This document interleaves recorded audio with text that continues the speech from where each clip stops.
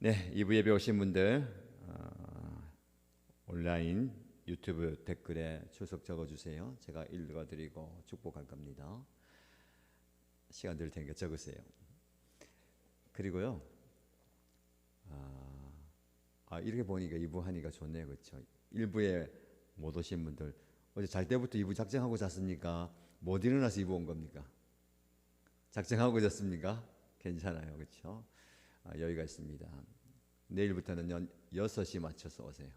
왜냐하면 세겹줄 기도하는데 여러분들 목장 식구들, 목자님, 목녀님들 기도하는데 내 목장 식구들 어디 갔냐, 기도자가 어디 갔냐 찾는데요. 기도하고 하세요, 그렇죠? 6시 반에 맞추지 마시고 특세 세겹줄 기도 시간 2주간에는 자 오신 분들 축복합니다. 또 현장에 온라인으로 계신 분들 강성희 비 하나윤 일본 목장 현장 예배 드립니다. 박미연 영국 목장 온라인 예배 드립니다. 박인수 인도네시아 목장 현장 예배 드립니다. 박수목 허연주 세가족 목장 현장 예배 드립니다. 영국 목장 이영은 현장 예배 드립니다. 파라과이 목장 이현영 현장 예배 드립니다. 말레이시아 주창락 윤재선 현장 예배 드립니다. 임현정 필리핀 목장 현장 예배 드립니다. 온라인에서 또 현장에서 2부 예배 오신 점 축복합니다. 기도하겠습니다. 하나님 아버지 감사합니다. 2026년 새해를 시작하게 하시고 새해를 기도하면서 열어가게 하신 것 감사합니다.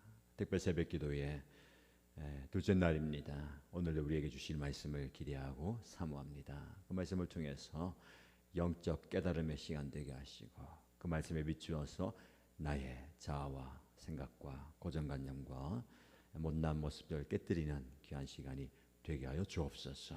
그리고 개인의 기도 제목과 우리 가족을 위해서 목장 식구와 교회를 위해서 주의 종들을 위해서 나라와 민족을 위해서 열방을 위해서 기도할 때에 우리의 기도를 다 들어주시고 놀랍게 응답하여 주옵소서. 기도 응답의 기적을 경험하는 우리 모두가 되기를 소원하며 살아계신 예수님의 이름으로 축복하며 기도합니다. 아멘. 하나님의 말씀을 함께 보겠습니다. 창세기 3장 14절에서 24절 말씀입니다.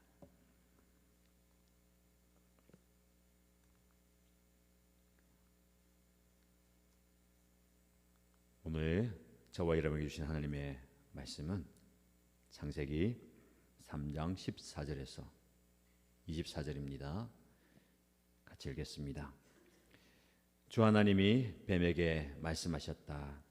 네가 이런 일을 저질렀으니 모든 집짐승과 들짐승 가운데서 네가 저주를 받아 사는 동안 평생토록 배로 기어다니고 흙을 먹어야 할 것이다.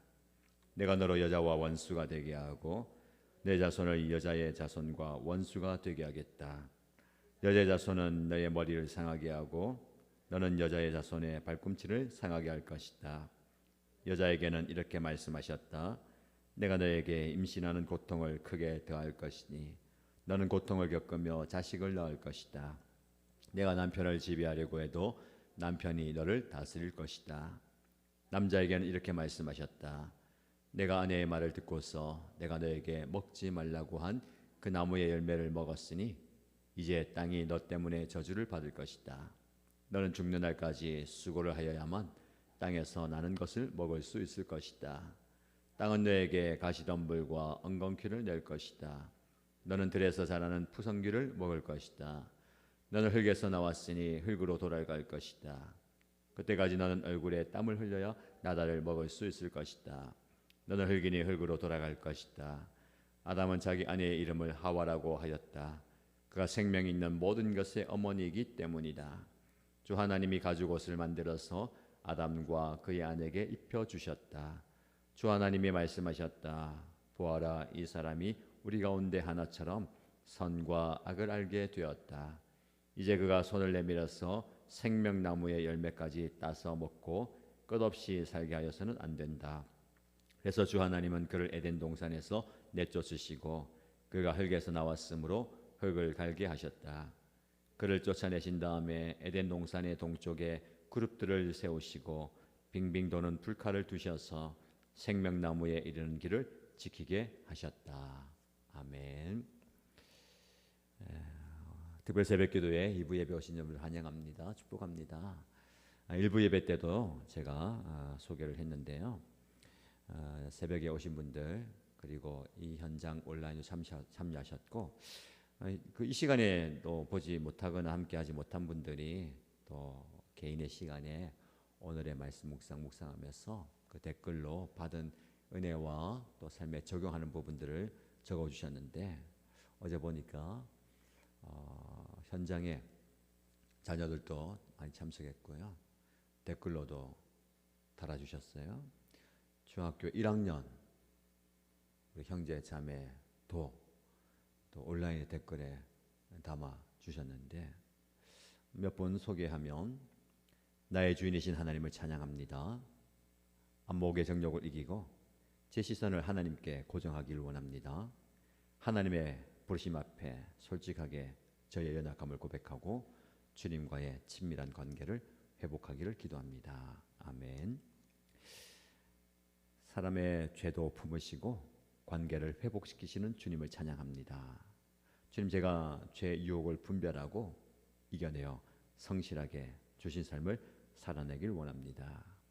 죄의 허물을 감추기보다 주님 앞에 나아가 정직하게 회개하며 다른 사람의 허물을 함께 붙들고 기도하는 자가 되기를 원합니다. 아멘. 하나님의 말씀에 의심이 들게 하는 속삭임을 분별하게 하시고 마음을 잘 다스릴 수 있는 지혜를 허락하소서. 좁은 틈으로 역사할 사단을 예수 그리스도의 이름으로 물리칠 수 있는 용기와 결단이 필요합니다. 남의 실수와 허물에 눈을 밝히기보다 내 모습을 돌아보며 용기 있게 하나님 앞에 정직하게 나가길 소망합니다. 아멘. 말씀은 우리를 깨닫게 합니다. 그리고 우리를 깨뜨리죠. 이 부분을 마음속에 담아둘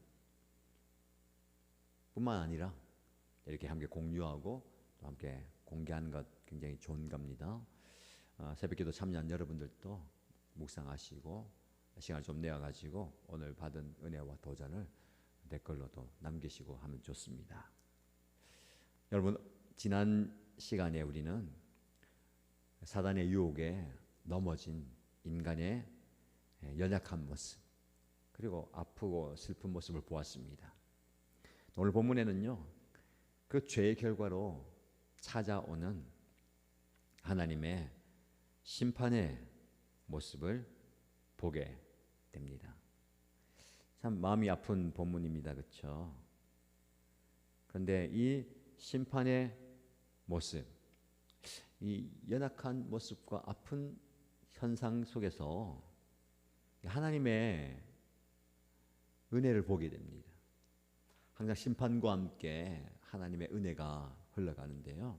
그래서 오늘 본문의 말씀을 중심으로 심판 가운데 열어두신 은혜의 길이란 제목으로 죄 심판이 정말로 엄중하지만 하나님의 은혜는 더욱더 풍성하다라는 것을 깨닫고자 합니다. 14절 15절 말씀 보시면 심판 속에 나타난 첫 번째 복음을 발견합니다. 14절 15절 말씀 보시면 하나님이 먼저 뱀에게 말씀하시죠. 내가 이런 일을 저질렀으니 모든 집짐승과 들짐승 가운데서 내가 저주를 받아서 사는 동안 평생도록 배로 기어다니고 흙을 먹어야 할 것이다.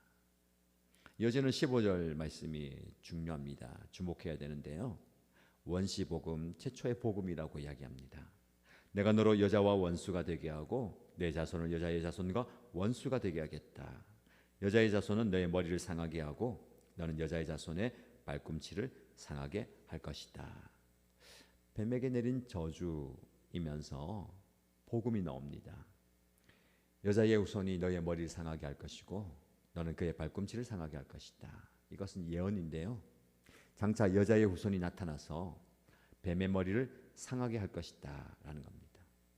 여러분, 머리를 상하게 한다는 것은요, 치명타를 입히는 겁니다. 반면에 뱀은 그의 발꿈치만 상하게 한다. 치명적이지 않잖아요. 여기서 여자의 후손이 누굴까요? 바로 예수 그리스도이십니다. 예수님께서 십자가에서 죽으시고 부활하심으로 사단의 머리를 밟으셨습니다. 사단은 예수님의 발꿈치를 깨물어요. 십자가를 지게 만들고 고난 가운데 죽게 만듭니다. 그가 승리한 것 같지만 진짜 승리는 예수님께 있죠. 부활하셨고 궁극적인 승리를 통해서 사단의 머리를 밟으십니다. 예수님께서 그냥 죽으셨다가 부활한 게 아니라 이 세상에서 역사하는 사단의 그 계계와 공격을 무참하게 짓밟으신다는 겁니다. 그래서 요한일서 3장 8절 말씀 보시면 하나님의 아들이 나타나신 것은 마귀의 일을 멸하려 하심이다 라고 선포합니다. 여러분, 이 세상에는요 하나님의 일과 마귀의 일이 있어요. 하나님의 일은 생명을 창조하고 생명을 살리는 겁니다. 반면에 마귀의 일은 뭘까요? 생명을 파괴하고 죽이는 거예요. 사람이 그 사이에서 하나님의 일을 하느냐 마귀의 일을 하느냐 그거예요. 우리는 생명을 살리는 일을 합니다. 복음을 전하고 그 예수님을 믿고 예배를 드리고 회복되는 거 생명을 살리는 일이잖아요. 근데 그걸 하지 않으면 생명을 죽이는 거예요. 내 이익과 유익과 성공을 위해서 사람을 죽이는 거, 파괴하는 거, 말로, 행동으로, 어떤 시스템으로 잘 분별해야 됩니다. 예수님이 하신 것은요, 이 마귀의 일을 멸한다는 거, 생명을 죽이는, 파괴하는 것을 부숴뜨리는 겁니다. 하나님께서 죄에 대한 심판을 선포하는 바로 그 자리에서 동시에 생명을 선포하십니다. 구원의 약속을 주시는 거예요. 심판과 은혜가 함께 있습니다. 우리가 아무리 죄를 지어도요, 하나님께서는 구원의 길을 막지 않으셨습니다. 여자의 후손, 즉 예수 그리스도를 통해서 회복의 길을 열어 두셨습니다. 자, 이 말씀을 통해서 여러분에게 이 질문을 드려봅니다. 한번 묵상해 보십시오. 나는 여자의 후손이신 예수 그리스도를 믿고 있습니까? 예수님께서 나의 죄를 대신해서 십자가에서 사단을 이기셨음을 믿습니까? 그리고 심판 가운데서도 여전히 은혜를 베푸시는 하나님을 경험하고 있습니까? 그냥 말로만이 아니라 내가 그 은혜를 경험해야 되는 겁니다. 승리의 은혜를 경험하시고 구원의 은혜를 경험하는 저와 여러분 되시기를 축복합니다. 16절에서 20절 말씀 보시면 하나님께서 우리에게 고통을 주시는데 그 가운데 소망을 발견하게 됩니다. 16절 말씀에 여인에게 이렇게 얘기하죠. 내가 너에게 임신하는 고통을 크게 더할 것이다. 나는 고통을 겪으며 자식을 낳을 것이다. 네가 남편을 지배하려고 해도 남편이 너를 다스릴 것이다. 여인에게 주어진 해산의 고통을 이야기합니다. 이어서 남자에게도 얘기하죠. 땅이 너 때문에 저주를 받을 것이다. 너는 평생 고통 속에서 땅이 내는 소산을 먹을 것이다. 그리고 이어서 너는 흙에서 나왔으니 흙으로 돌아갈 것이다. 여러분, 여자에게는 해상의 고통과 관계의 고통이 있습니다. 남자에게는요, 노동의 고통과 죽음이 찾아왔습니다. 이것은 죄의 결과입니다. 죄의 결과가 그만큼 비참하다는 걸 이야기합니다. 그런데 20절 말씀 보세요. 20절 말씀 보시면 이런 말씀이 있습니다. 아담은 자기 아내의 이름을 하와라고 하였다. 그가 생명이 있는 모든 것의 어머니이기 때문이다. 조금 생뚱맞는 본문 말씀일 것 같아요. 하나님의 저주와 심판이 이어지는데 갑자기 아담이 자기 아내의 이름을 하와라고 지었다 라고 얘기하는 겁니다. 왜 이 말씀이 있을까요? 아담이 아내의 이름을 하와라고 지었는데 이 하와는요, 생명이라는 뜻입니다. 왜 이 시점에서 이 하와 생명이라는 이름을 이야기할까요? 하나님께서 방금 너는 흙이니 흙으로 돌아갈 것이다 라고 말씀하셨습니다. 즉 죽음을 선고하셨어요. 근데 아담은 아내에게 생명이라는 이름을 줍니다. 이것이 귀한 신앙 고백입니다. 아담은 비록 죽음의 심판을 받습니다. 근데 15절의 약속, 여자의 후손을 믿었습니다. 죽음에서 끝나지 않고 생명이 올 것을 믿는 겁니다. 그래서 아내의 이름을 생명이라고 지었어요. 기독교는 생명의 복음입니다. 단지 예수 잘 믿고 성공하고 형통하는 것이 아니라 생명이에요. 하나님께서 이 생명을 주셨다는 겁니다. 그래서 우리가 2026년에는요, 이 생명이라는 그 눈에 보이지 않는 그 마음을 담으면 좋겠어요. 말씀드렸잖아요. 사망에서 사명으로. 근데 그 사이에 뭐가 있어요? 생명이 있습니다. 생명. 눈에 보이지 않는 생명인데 이게 없으면 안 돼요. 그렇죠? 사망에 있는 저와 여러분들, 죽음이 선포된 그 자리에 생명 있어요. 생명 있는 그 존재는 살아가면서 사명을 다하는 겁니다. 이것이 소망입니다. 심판 가운데서도요, 은혜의 약속을 붙들고 죽음 가운데서도 생명을 바라보는 겁니다. 그래서 로마서 5장 20절 말씀에 죄가 더한 곳에 은혜가 더욱 넘쳤다. 죄가 많아야 은혜가 크다가 아니라 우리는 죄인입니다. 죄로 인한 사망의 자리에서 하나님은 그곳에 은혜를 부어주시는 거예요. 생명을 부어주시는 겁니다. 이런 질문을 여러분에게 드려봅니다. 나는 고통과 어려움 가운데서도 하나님의 은혜를 발견하고 있습니까? 죽음 같은 상황 속에서도 생명의 소망을 붙들고 있습니까? 하나님의 약속을 믿고 하나님을 향한 생명의 신앙 고백을 하고 있습니까? 사망의 그늘에서 벗어나서 생명의 고백을, 신앙 고백을 하는 저와 여러분 되길 축복합니다. 21절에서 24절 말씀 보시면요, 추방 속에 입혀주신 하나님의 은혜를 발견합니다. 21절 말씀 보시면 주 하나님이 가죽옷을 만들어서 아담과 그의 아내에게 입혀주셨다라고 말씀합니다. 이 구절이 굉장히 중요합니다. 아담이요, 하와가 죄를 지으니까 자신들이 벌거벗은 수치를 발견합니다. 부끄러워졌어요.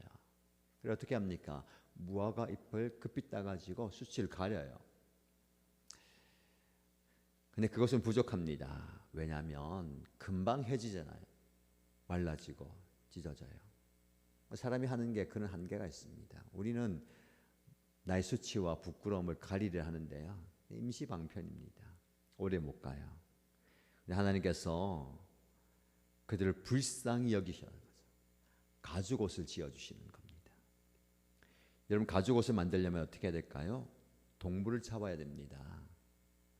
피를 흘려야 되는 거예요. 죽음이 있어야 됩니다. 하나님께서 최초로 짐승을 잡아서 피를 흘리는 거예요. 이게 제사로 이어지거든요. 하나님이 직접 제사를 드리는 거예요. 제사는 우리가 그렇게 생각할 수 있습니다.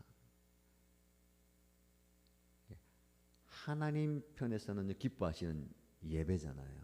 기뻐하시는 제물 받으신 건데, 한편으로는요, 하나님께서 제사를 왜 만드셨느냐? 죄 지은 인간을 왜 만드신 거예요? 내가 그 죄를 지었는데 이 제사를 통해서 죄를 용서받고 하나님의 은혜를 경험하는 겁니다. 그래서 하나님께서 직접 짐승을 잡아서 당신을 위해서, 더 나아가서 죄 지은 인간을 위해서 제사를 드리는 거예요. 피 흘림. 여러분, 이것이 굉장히 중요한 의미가 있습니다. 죄를 덮기 위해서는요, 반드시 희생이 필요합니다. 피 흘림이 필요하다는 겁니다. 예수 그리스도의 십자가를 의미합니다. 그분이 무슨 죄가 있어요? 아무 죄가 없습니다. 근데 죄 지은 저와 여러분들 대신해서 십자가에서 피를 흘려 죽어 주셨다는 겁니다. 히브리서 9장 22절 말씀에 율법을 따라 거의 모든 물건이 피로써 정결하게 되나니 피 흘림이 없은즉 사함이 없느니라. 예수 그리스도의 보혈의 능력입니다. 그분이 흘린 피로 우리가 깨끗하게 되는 겁니다. 여러분, 하나님께서 우리의 수치와 부끄러움을 가리기 위해서 독생자 예수님을 희생제물로 내어주셨어요. 이 가죽옷을 직접 지어주셨다. 일부에 설교하면서 말씀 전하면서 직접 지으셨다는 거예요. 직접 우리에게 꼭 맞는 가죽 옷을. 여러분, 하나님께서 우리에게 직접 그 일을 하시는 겁니다. 그리고 여러분에게 손수 입혀주세요. 이게 놀라운 은혜입니다. 22절 24절 말씀 보시면 하나님께서 아담과 하와를요 에덴 동산에서 내쫓으십니다. 자, 말씀 보시면 보아라, 이 사람이 우리 가운데 하나처럼 선과 악을 알게 되었다. 이제 그가 손을 내밀어서 생명나무의 열매까지 따서 먹고 끝없이 살게 하여서는 안 된다. 그래서 주 하나님은 그를 에덴 동산에서 내쫓으시고 그가 흙에서 나왔으므로 흙을 갈게 하셨다 라고 말씀합니다. 이게 심판입니다. 에덴 동산에서의 추방, 생명나무로 가는 길이 막혔어요. 어쩌면 참 가슴 아픈 겁니다. 이 좋은 세상을 다 사람을 위해서 만들어 놓고 마지막에 사람을 그곳에 두시면서 이거 다 네 것이니까 누려라. 근데 죄를 지었잖아요. 거기서 그냥 쫓아내 버렸어요. 가슴 아픈 이제 추방인데요. 이것이 은혜가 있어요. 하나님께서 23절 말씀 보니까 흙으로 왔으니 흙을 갈게 하겠다라고 말씀하셨습니다. 무슨 말이냐면 하나님께서 일할 땅을 주신 겁니다.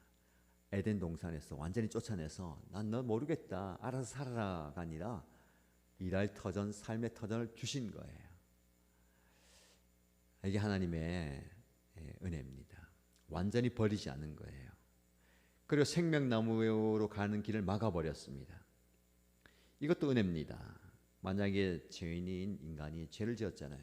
죄된 상태에서 생명나무 열매를 먹으면 영원히 죄인으로서 살게 되는 겁니다. 하나님 그걸 막으신 거예요. 대신에 장차 예수 그리스도를 통해서 영생의 길을 활짝 열어 놓으셨습니다. 때로는 하나님께서 우리의 길을 막으실 때가 있어요. 답답하잖아요.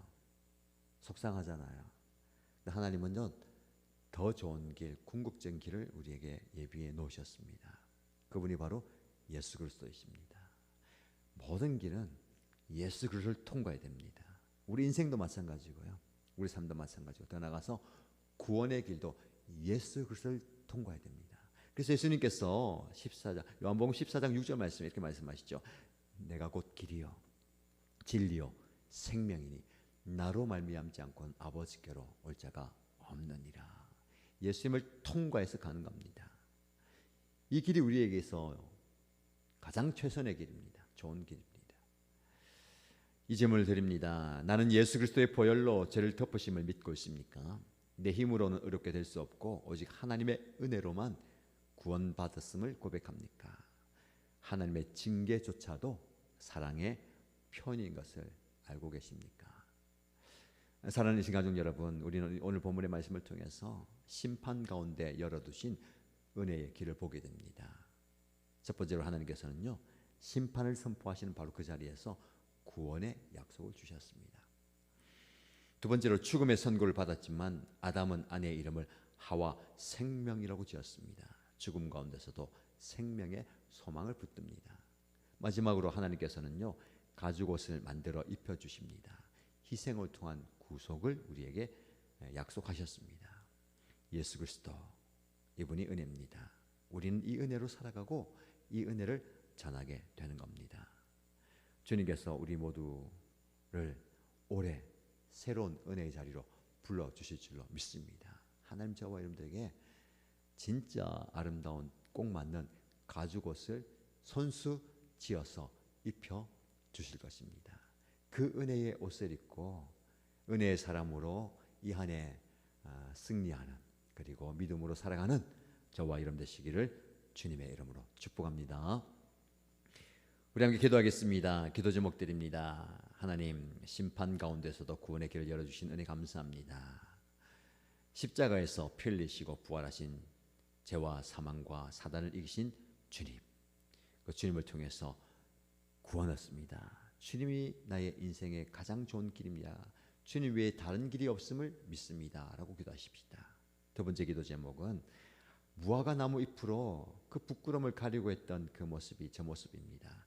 저의 노력과 선행으로 나의 수치와 부끄러움을 가리고 했는데 그게 아니라 예수 그리스도의 보혈을 통한 주님의 은혜의 가죽옷을 입고 그 은혜 가운데 거하는 삶을 살겠습니다라고 기도하십시다.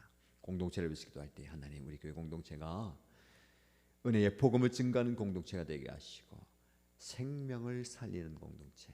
그래서 올해 우리 가정을 통해서 우리 목장을 통해서 우리 연합교회를 통해서 생명이 살아나게 하시고 교회 와서 예수 믿고 구원받고 세례받는 영혼들이 많아지게 하여 주옵소서라고 기도하십시다.